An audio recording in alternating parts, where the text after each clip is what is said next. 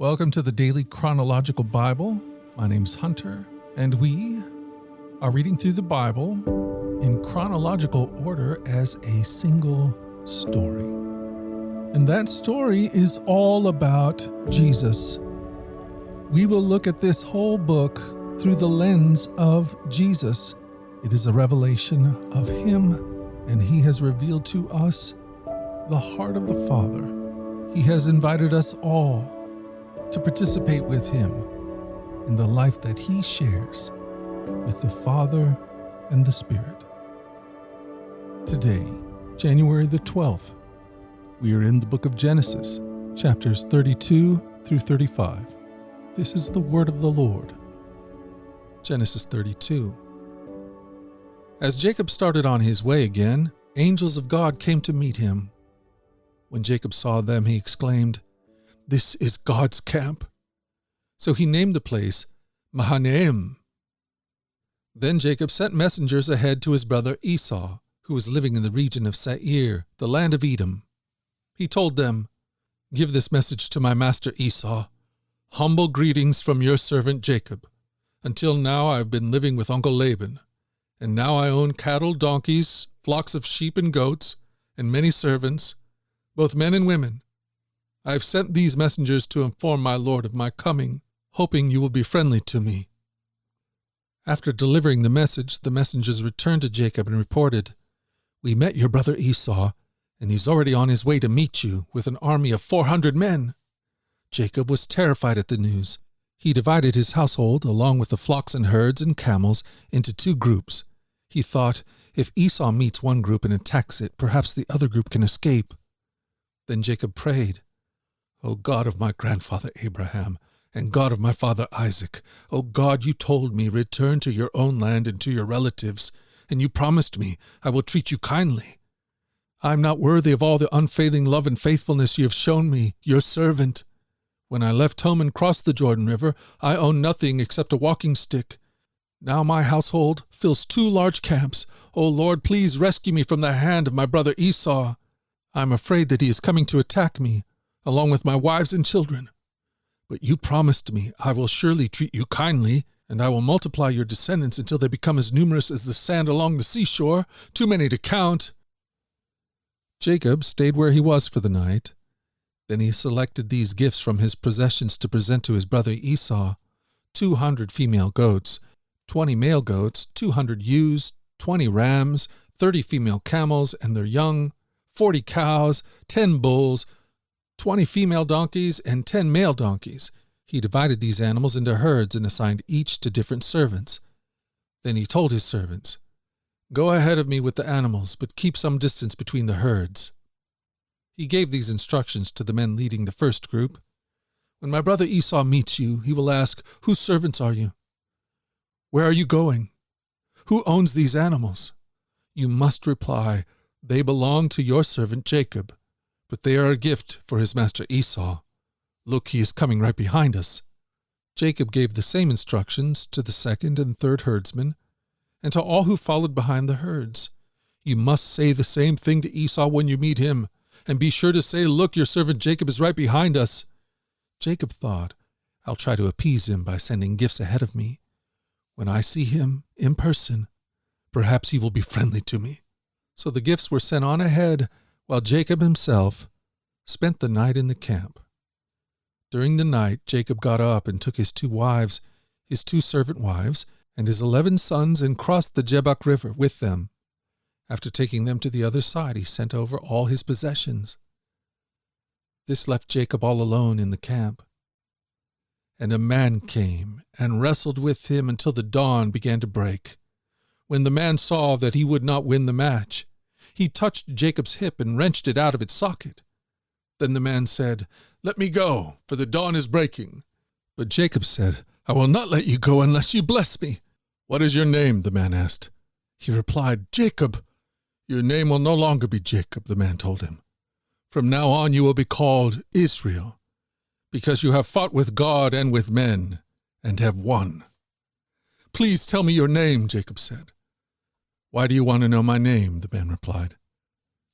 Then he blessed Jacob there. Jacob named the place Peniel, which means face of God, for he said, I have seen God face to face, yet my life has been spared. The sun was rising as Jacob left Peniel, and he was limping because of the injury to his hip. Even today, the people of Israel don't eat the tendon near the hip socket because of what happened that night when the man strained the tendon of Jacob's hip. Genesis 33. Then Jacob looked up and saw Esau coming with his 400 men. So he divided the children among Leah, Rachel, and his 2 servant wives. He put the servant wives and their children at the front, Leah and her children next, and Rachel and Joseph last. Then Jacob went on ahead. As he approached his brother, he bowed to the ground 7 times before him. Then Esau ran to meet him and embraced him, and threw his arms around his neck and kissed him. And they both wept. Then Esau looked at the women and children and asked, Who are these people with you? These are the children God has graciously given to me, your servant, Jacob replied. Then the servant wives came forward with their children and bowed before him. Next came Leah with her children, and they bowed before him. Finally, Joseph and Rachel came forward and bowed before him. And what were all the flocks and herds I met as I came? Esau asked. Jacob replied, They are a gift to my Lord to ensure your friendship. My brother, I have plenty, Esau answered. Keep what you have for yourself. But Jacob insisted, No, if I have found favor with you, please accept this gift from me. And what a relief to see your friendly smile. It is like seeing the face of God. Please take this gift I have brought you, for God has been very gracious to me. I have more than enough. And because Jacob insisted, Esau finally accepted the gift. Well, Esau said, Let's be going. I'll lead the way. But Jacob replied, You can see, my lord, that some of the children are very young, and the flocks and herds have their young too. If they are driven too hard, even for one day, all the animals could die. Please, my lord, go ahead of your servant. We will follow slowly at a pace that is comfortable for the livestock and the children. I'll meet you at Seir. All right, Esau said, but at least let me assign some of my men to guide and protect you. Jacob responded, That's not necessary. It's enough that you received me warmly, my lord. So Esau turned around and headed back to Seir that same day. Jacob, on the other hand, traveled on to Succoth. There he built himself a house and made shelters for his livestock. That is why the place was named Succoth, which means shelters. Later, having traveled all the way from Padan Aram, Jacob arrived safely at the town of Shechem, in the land of Canaan. There he set up camp outside the town. Jacob bought the plot of land where he camped from the family of Hamor, the father of Shechem, for 100 pieces of silver. And there he built an altar and named it El Elohi Israel. Genesis 34. One day Dinah, the daughter of Jacob and Leah, went to visit some of the young women who lived in the area. But when the local prince, Shechem, son of Hamor the Hivite, saw Dinah, he seized her and raped her. But then he fell in love with her, and he tried to win her affection with tender words. He said to his father Hamor, Get me this young girl. I want to marry her. Soon Jacob heard that Shechem had defiled his daughter Dinah. But since his sons were out in the fields herding his livestock, he said nothing until they returned. Hamor, Shechem's father, came to discuss the matter with Jacob. Meanwhile, Jacob's sons had come in from the field as soon as they heard what had happened. They were shocked and furious that their sister had been raped. Shechem had done a disgraceful thing against Jacob's family, something that should never be done. Hamor tried to speak with Jacob and his sons. My son Shechem is truly in love with your daughter, he said. Please let him marry her. In fact, let's arrange other marriages too. You give us your daughters for our sons, and we will give our daughters for your sons. And you may live among us. The land is open to you. Settle here and trade with us, and feel free to buy property in this area. Then Shechem himself spoke to Dinah's father and brothers. Please be kind to me and let me marry her, he begged. I will give you whatever you ask. No matter what dowry or gift you demand, I will gladly pay it. Just give me the girl as my wife. But since Shechem had defiled their sister Dinah, Jacob's sons responded deceitfully to Shechem and his father, Hamor. They said to them, "We couldn't possibly allow this because you're not circumcised. It would be a disgrace for our sister to marry a man like you. But here is a solution. If every man among you will be circumcised like we are, then we will give you our daughters, and we'll take your daughters for ourselves. We will live among you and become one people. But if you don't agree to be circumcised, we will take her and be on our way." Hamor and his son Shechem agreed to their proposal. Shechem wasted no time in acting on this request, for he wanted Jacob's daughter desperately. Shechem was a highly respected member of his family, and he went with his father Hamor to present this proposal to the leaders at the town gate. "These men are our friends," they said. "Let's invite them to live here among us and trade freely. Look, the land is large enough to hold them. We can take their daughters as wives and let them marry ours. But they will consider staying here and becoming one people with us only if all of our men are circumcised just as they are. But if we do this, all their livestock and possessions will eventually be ours. Come, let's agree to their terms and let them settle here among us." So all the men in the town council agreed with Hamor and Shechem, and every male in the town was circumcised. But 3 days later, when their wounds were still sore, 2 of Jacob's sons, Simeon and Levi, who were Dinah's full brothers, took their swords and entered the town without opposition. Then they slaughtered every male there, including Hamor and his son Shechem. They killed them with their swords. Then they took Dinah from Shechem's house and returned to their camp. Meanwhile, the rest of Jacob's sons arrived. Finding the men slaughtered, they plundered the town because their sister had been defiled there. They seized all the flocks and herds and donkeys, everything they could lay their hands on, both inside the town and outside in the fields. They looted all their wealth and plundered their houses. They also took all their little children and wives and led them away as captives.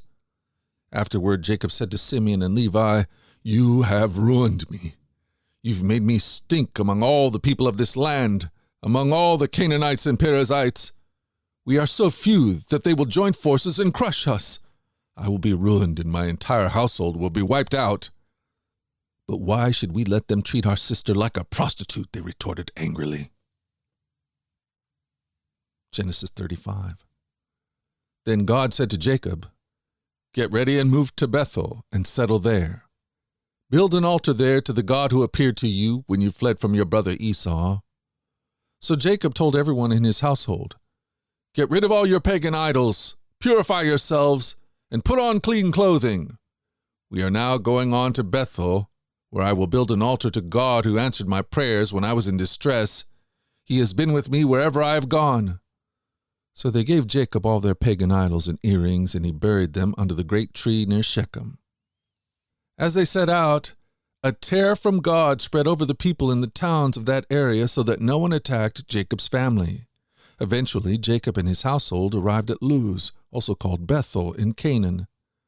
Jacob built an altar there and named the place El Bethel, which means God of Bethel, because God had appeared to him there when he was fleeing from his brother Esau. Soon after this, Rebekah's old nurse Deborah died. She was buried beneath the oak tree in the valley below Bethel. Ever since, the tree has been called Elon Bakuth, which means oak of weeping. Now that Jacob had returned from Padan Aram, God appeared to him again at Bethel. God blessed him, saying, "Your name is Jacob, but you will not be called Jacob any longer. From now on your name will be Israel." So God renamed him Israel. Then God said, "I am El Shaddai, God Almighty. Be fruitful and multiply. You will become a great nation, even many nations. Kings will be among your descendants, and I will give you the land I once gave to Abraham and Isaac. Yes, I will give it to you and your descendants after you." Then God went up from the place where he had spoken to Jacob. Jacob set up a pillar stone to mark the place where God had spoken to him. Then he poured wine over it as an offering to God, and anointed the pillar with olive oil. And Jacob named the place Bethel, which means house of God, because God had spoken to him there. Leaving Bethel, Jacob and his clan moved on toward Ephrath. But Rachel went into labor while they were still some distance away. Her labor pains were intense. After a very hard delivery, the midwife finally exclaimed, "Don't be afraid, you have another son." Rachel was about to die, but with her last breath, she named the baby Ben-Oni, which means son of my sorrow. The baby's father, however, called him Benjamin, which means son of my right hand. So Rachel died and was buried on the way to Ephrath, that is Bethlehem. Jacob set up a stone monument over Rachel's grave, and it can be seen there to this day. Then Jacob traveled on and camped beyond Migdal Eder. While he was living there, Reuben had intercourse with Bilhah, his father's concubine, and Jacob soon heard about it. These are the names of the 12 sons of Jacob. The sons of Leah were Reuben, Jacob's oldest son, Simeon, Levi, Judah, Issachar, and Zebulun. The sons of Rachel were Joseph and Benjamin. The sons of Bilhah, Rachel's servant, were Dan and Naphtali. The sons of Zilpah, Leah's servant, were Gad and Asher. These are the names of the sons who were born to Jacob at Padan Aram. So Jacob returned to his father Isaac in Mamre, which is near Kiriath Araba, now called Hebron, where Abraham and Isaac had both lived as foreigners. Isaac lived for 180 years, then he breathed his last and died at a ripe old age, joining his ancestors in death. And his sons Esau and Jacob buried him. This is the word of the Lord. The Daily Chronological Bible, Day 10. Join us at our flagship podcast, The Daily Radio Bible, where we read through the entire Bible over the course of a year. In our daily reading and meditation, we open our hearts to the God who is love. Find out more at dailyradiobible.com or wherever you get your podcast. These podcasts are entirely listener-supported.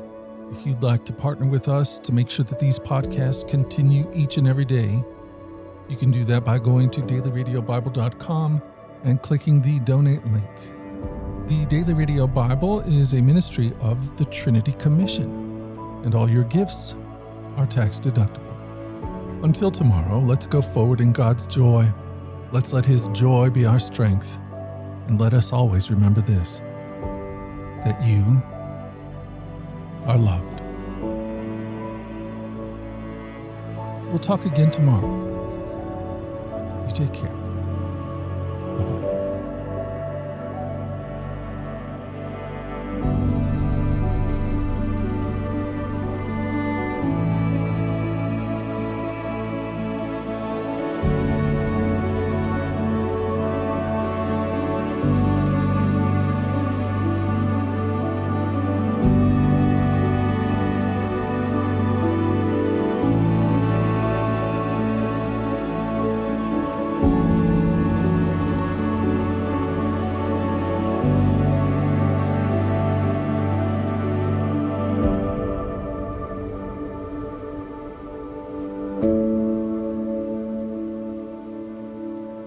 you